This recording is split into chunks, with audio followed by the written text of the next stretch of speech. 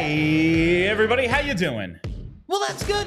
Welcome to PHLY Flyers Pregame, presented by Bet365. Download the Bet365 app. Use code PHLY365 when you sign up. Whatever the moment, it's never ordinary at Bet365. My name is Bill Matz. I'm your director of fun and games for the evening. Do not adjust your devices. This is, in fact, Philadelphia's #1 beat writer, Charlie O'Connor, live and in living color here. I'm not in Pittsburgh. Not in Devastated to not be in Pittsburgh. I was honestly refreshing. I forgot this was a road game. Refreshing my feed, and like I knew it because we've talked, and I was like, "Oh, you're gonna be here, cool." Refreshing Twitter all morning. I was like, "Where are Charlie's tweets?" Oh, wait. No, he's going to be here. He's not there. I was very confused for like half an hour this morning. Hey, and yeah, it took me half an hour. There's a reason why whenever I get the question of what would you want your superpower to be, I always pick teleportation. It would make things so much easier. I could have then went to morning skate and still been back here and then cover the game. But instead, nope. I mean, I hate flying. I don't know how, I am not gigantic. Like if you're, like Jordan Mailata flies, on the team charter. Sure. A person his size that isn't a professional athlete, though, I don't know how they get on a plane because I am too big for planes. And I'm like maybe 6 feet tall. I don't know.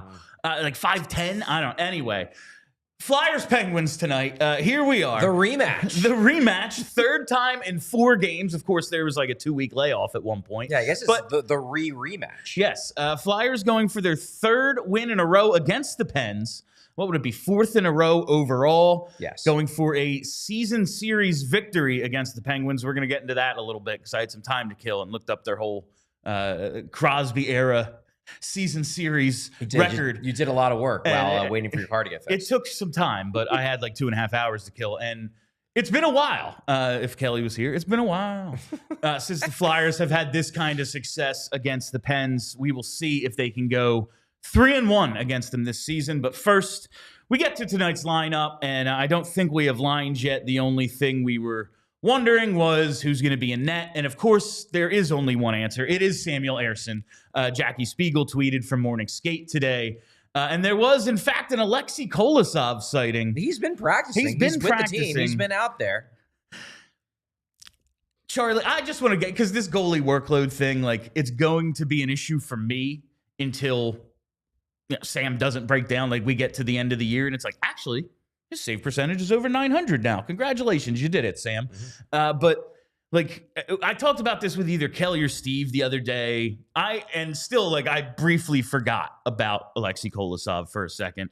I can understand going hard on Sam Ersson right now because we're still pretending we're in it. Technically you are, I guess.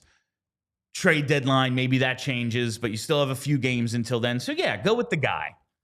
But after that, they've already traded away their only offensively gifted center. Now, listen, I'm not a Morgan Frost fan, but it is what it is. Joel Farabee, they've given up on. It looks like maybe they're moving on from Scott Lawton. We'll see about Risto. We don't know right now. What is the point of running Sam Ersson nonstop while you have Aleksei Kolosov, who hasn't played in months outside of a couple AHL games a few weeks ago? When was the last time he even played?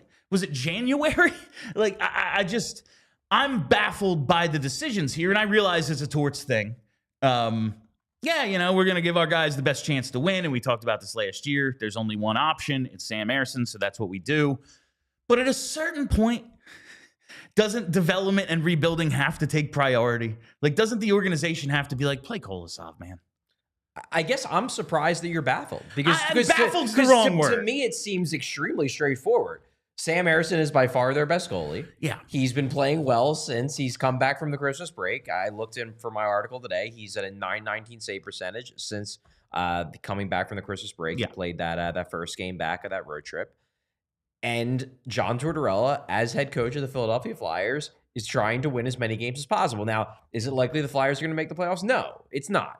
And everyone on some level knows that. You're looking at, The Athletic has the Flyers at a 5% chance to make the playoffs. Money Puck has them at sub 3% chance. They have to jump 4 teams and beat the 2 teams that are currently in wildcard spots to get it.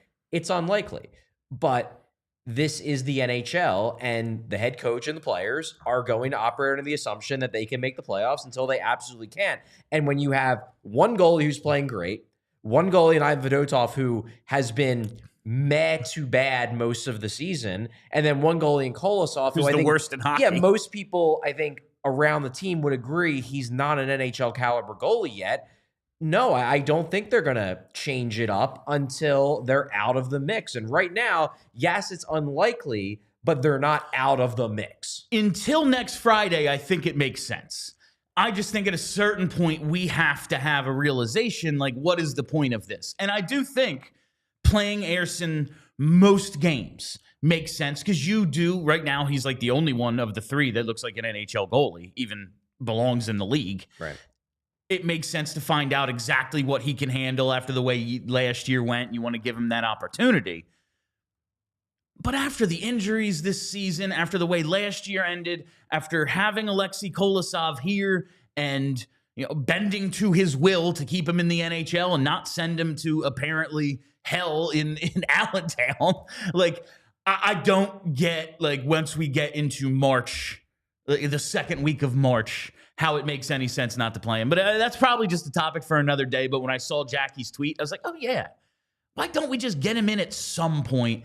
And I don't think that point is tonight. Like, no, that's not what I'm saying. I just mean sometime soon, it makes sense not to start Sam Ersson 4 out of every 5. I just think that... Even if it's Fedotov, but I just don't care about him. I just think this problem is going to ultimately resolve itself because if Ersson keeps playing really well, they're going to keep putting him out there because if he keeps playing really well, generally speaking, if your goalie's playing really well, you win a lot of games. And then the Flyers are going to keep winning. They're going to stay in the mix, and they're going to keep throwing Ersson out there because they remain in the mix. If Ersson starts struggling, generally speaking, when your goalie struggles, you lose games, then they're going to fall out of the mix. And then number one, they're going to stop playing Ersson so much because he's struggling. Number two, because they've lost a bunch of games, then they're not going to be in the playoff race anymore. So and then they can get Kolosov in games. So that's that. Charlie O'Connor. That's why we love having him here. Now, like, I get the cause, and it's just like at a certain point you need to accept reality. And like, yeah, I know what John Tortorella is going to do. John Tortorella is going to be John Tortorella, right. And that's, you don't want to have the precedent of Danny Briere or whoever, meddling with the lineup. That is the coach's purview. Absolutely. Sure. But we've talked about this as like a collaborative effort. And if John Tortorella is going to have some say in the front office aspect of things, now he'll tell you that's a question for Danny, but come on. Well, it's also a question for John, but it's a question that John Tortorella has no interest in answering. He doesn't want to answer until you prod him for 10 minutes and he finally gives you like really good answers, actually. Yeah. But it's something that's on my mind because I saw Aleksei Kolosov. I was like, oh, right, him. Yeah. He's not in the AHL. I mean, look, it's frustrating because this is not a good thing for Aleksei Kolosov's development. It's not. The problem is that he's part of this. His unwillingness, his camp's overall, reticence towards getting games in the AHL plays into that. I think we all can agree that goalies, really just players, young players, benefit from playing games. He's not playing games.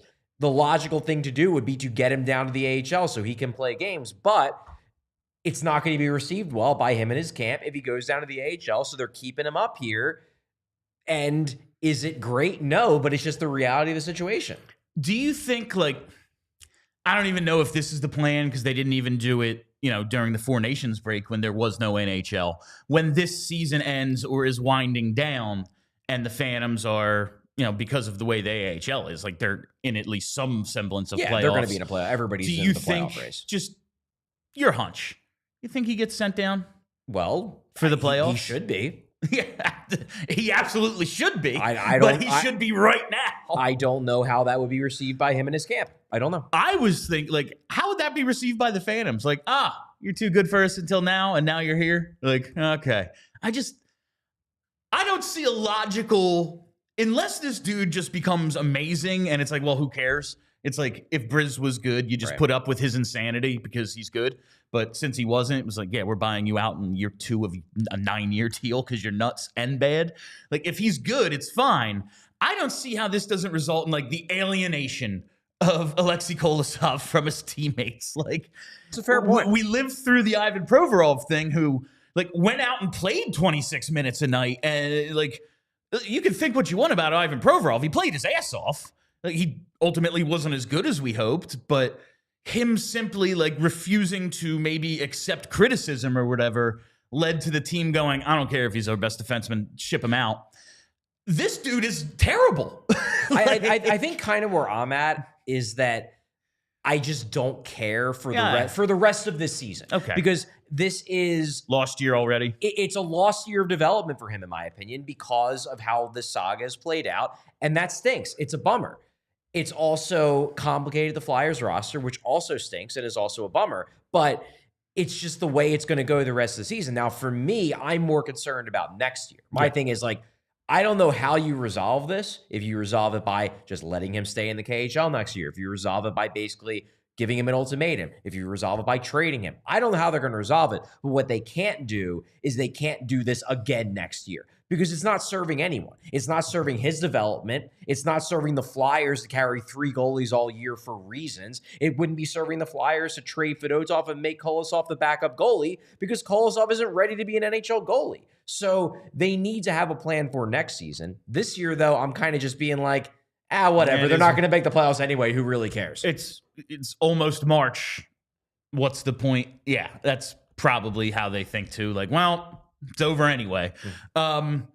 Just about the lineup, I don't have lines yet. At least I don't see them on Jackie's Twitter. I did not check Jordan's. Well, they're just going to be the same as the last couple games. They're not going to make changes. They've pumped in 6 goals for the last 2 games each. Got to believe that they remain the same. This is the most no-brainer to keep these lines together. So against the Oilers, it was the Coots line. For Tuesday, it was the Cates line.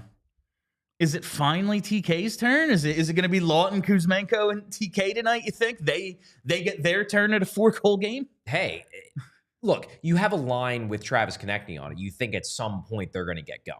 I would have to believe that Travis Konechny isn't going to get held down for much longer, even though he might not be getting the same support, either in terms of chemistry on the part of the Cates line and just raw talent on the part of the Couturier, Tippett, Michkov line. Yeah, Scott Lawton doesn't provide the same kind of support that Couturier does, and the way Cates has been playing over the last 3 months, I would say he isn't at that level either.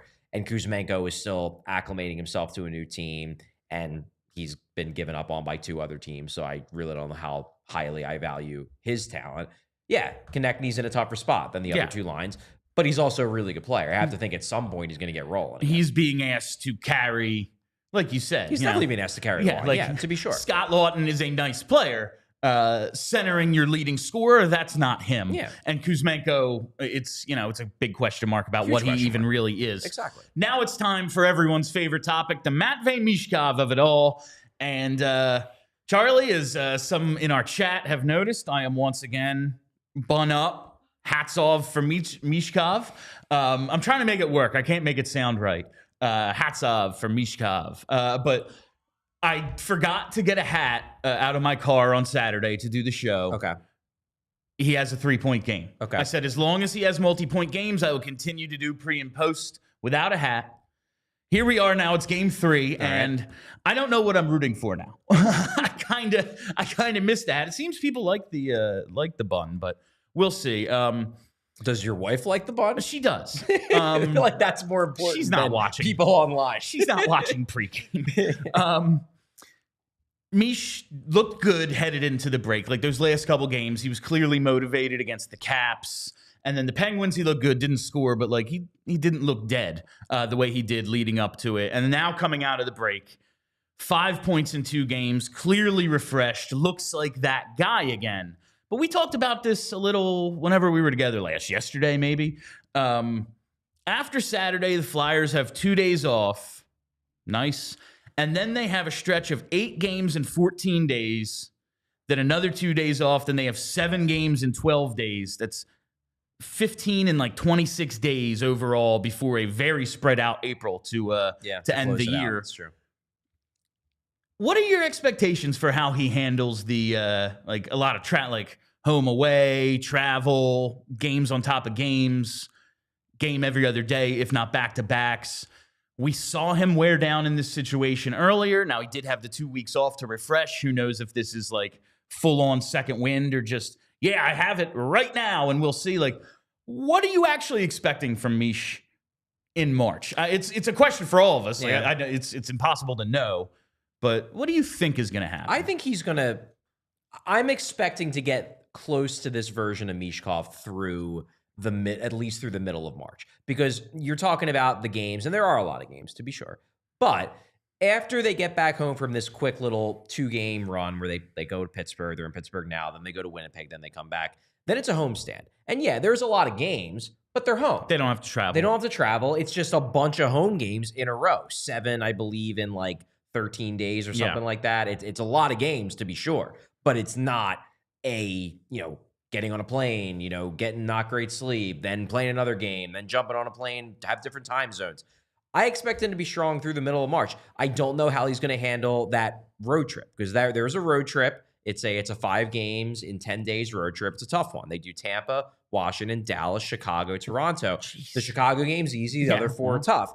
That might be where the fatigue, I would say, if it's going to kick back in this season, kicks back in. But we're not going to know if it does kick back in until we see it. Yeah. So I'm expecting at the very least through the middle of March, he's going to stay strong. I don't know how he's going to handle that road trip, especially coming after a lot of games, but we'll see. I think how Michkov handles March and that first half leading up to, that midway point of the month, that how Couturier finishes and how Ersson finishes, those are the 3 biggest storylines in my head, at least, for this final, what do we have left, 22, 23 games? 23. That's what I am looking forward. Well, it's just, if he can keep this up, these final 23 games are going to be a lot more fun than if he can't. So as someone who has to watch all these games for my job, I really hope he stays refreshed and energized, because it'd be a lot more fun if he's doing Matvei Michkov things for the next month and a half. And it'll just be better, going into the offseason thinking we have a guy who, yeah, man, he was a Calder finalist, and he's going to, if they get him a center, man, this thing's really going to take off. Maybe this is the summer they do stuff. It's not 3 years from now, maybe.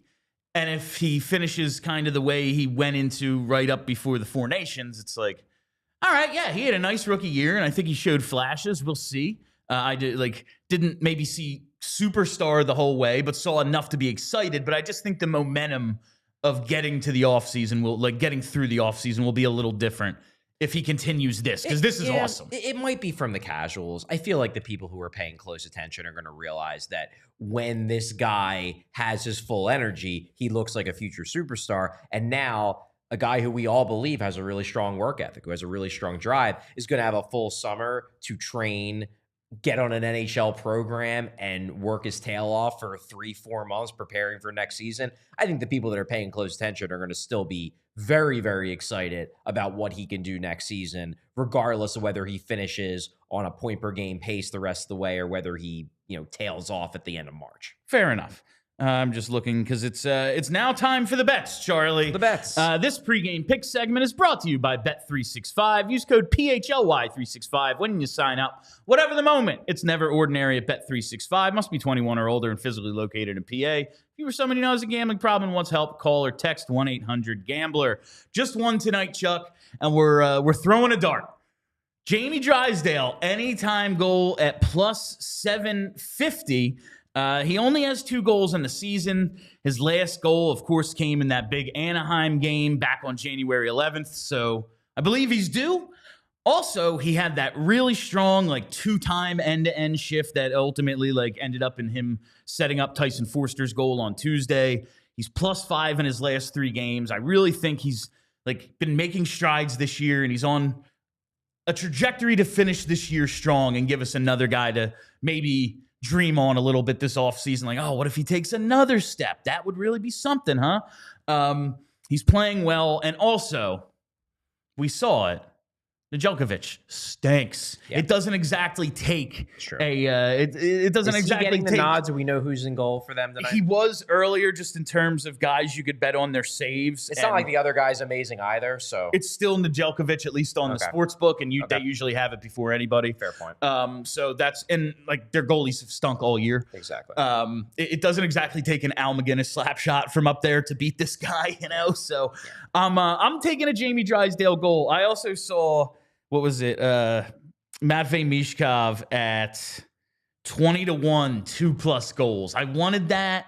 Maybe throw a little dart, little beer pizza money on this. Of course, this is all for recreation. Never listen to me. I have no idea what I'm talking about. But the official bet of the show tonight is going to be a Jamie Drysdale anytime goal. Okay. I think he's due, Chuck. All right. Now I want to talk a little bit about these Penguins, because as we saw on Tuesday, they freaking stink. We were talking about it before the show. Like, not only are they horrible, they are in such a weird spot. The Pens have 18 skaters who've played 30+ games this season. Cody Glass, who turns 26 on April 1st, and Phil Tomasino, he's 23 for a few more months. They're the only guys under 26 of those 18 skaters who've played like a substantial amount of games for them this year. They have like nothing coming. You would think this is an opportunity to get some young guys, and like outside of Rucker McGroarty, who's had maybe like 3 games or something in the NHL this year, and it doesn't seem like he's all that great, at least right now. They are just such a weird team to me. We were talking about it. Yeah, that Erik Karlsson contract, $10 million for this year and 2 more. Yeah, like, it's bad. That's a killer. It's bad. But you're like, oh man, well, they're hanging on to these old guys. Yes, Crosby, Malkin, and Letang, especially the latter two, not what they used to be.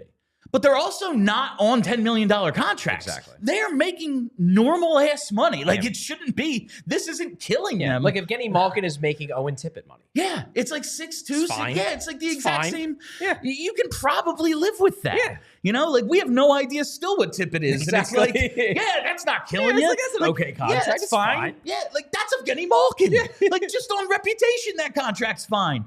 And they just have nothing else somehow. Like, it's Ricard Raquel and Brian Rust still. Like, how is this what they are? The big thing that is killing them is the goaltending. Like, and they've done a poor job of surrounding their guys, to be sure. But the goaltending is torpedoing their season more than anything else, because they committed to Tristan Jarry, and he's trash. He's so bad. And that completely flopped. They've basically given up on him, but they don't have any other players that are much better than what he is. It's just that these guys aren't on massive contracts that look terrible. Like, that's their big issue. And we saw it 2 nights ago. Nedeljkovic looked awful. Yeah, like, I want to take nothing away from some of the goals scored, especially the Rasmus Ristolainen one-timer. But again, not exactly an Al McGinnis bomb, you know? No. Like, the puck was on edge. Maybe it just squeaks through because of that. It was a bad goal. Like, it's not you got to stop that goal. It's not a good goal to give up. Yeah. Like, this is not a guy who produces a ton of points. It's true.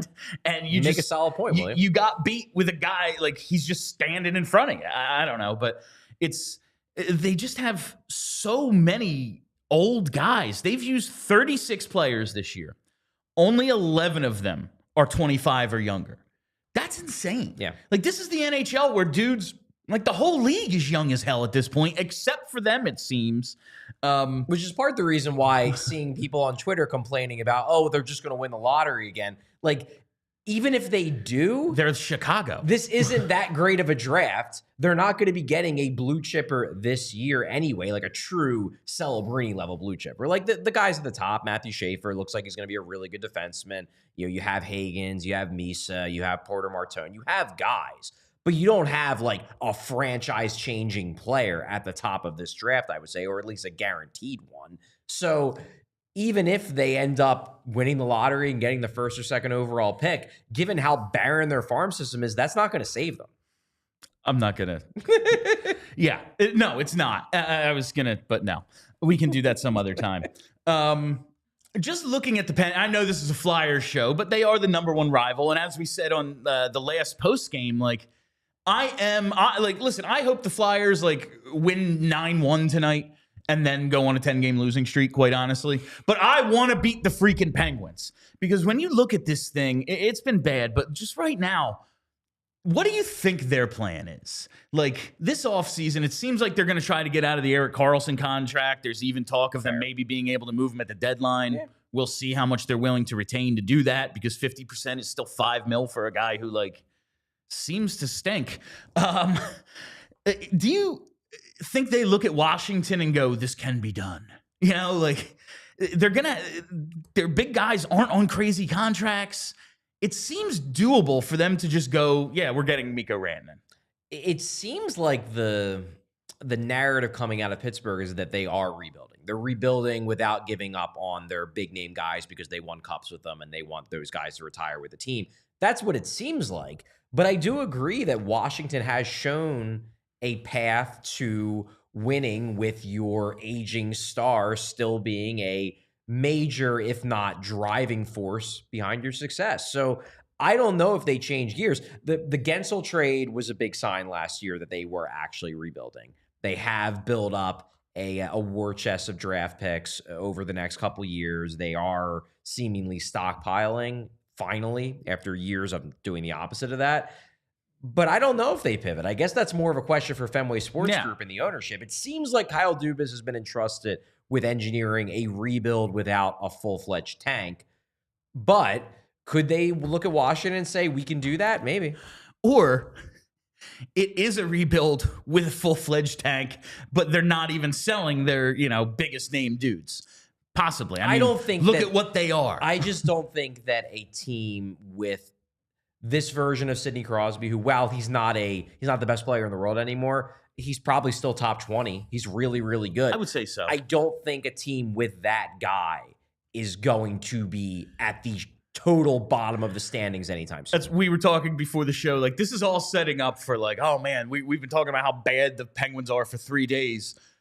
Oh yeah, Penguins win 6-1. It's all setting up for that tonight. Well, I wrote an article today saying that like the way I'm looking Flyers at this, I think they're going to finish the season stronger than I think a lot of fans want them to, which means that they're invariably going to lose this game 5-0, and then I'm going to get a bunch of quote tweets saying, "Well, yeah, they look great, Charlie, idiot." Well, that's just the way it goes. Yep. Well, I mean, everyone who replied to that article already is like, and that's bad. Like, yeah, maybe. All right. But the reason I do want to enjoy, and I do want to get to this. I saw we have at least a super chat or two. But the reason I want to enjoy this, Chuck, and it's a Hulu game tonight, so it won't start till like 8 o'clock. Flyers Penguins since the 04-05 lockout. So in the Crosby era, this is their 103rd meeting tonight. They've played 102 regular season matchups since 05-06. The Flyers are, over hockey 500, but 48, 42, and 12 overall.